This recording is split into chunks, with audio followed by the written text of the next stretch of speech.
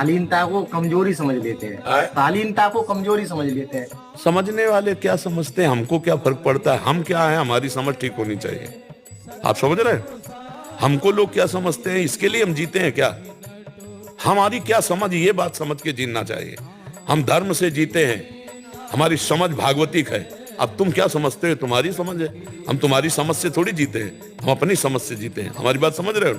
हाँ, किसी की समझ के गुलाम नहीं है हम अपनी समझ से, शास्त्र सम्मत समझ से हम आनंद को भोगते हैं। ये जीवन मस्ती के लिए मिला, किसी समझ के लिए नहीं। समझ रहे?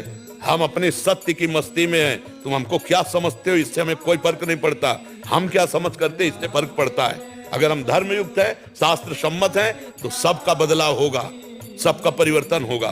तुम्हारी सोच का भी परिवर्तन होगा। तुम हमारे प्रति सोचते रहो। अपनी सोच जबान से नहीं, तुम्हारे चरित्र में आ जाएगी, तब माने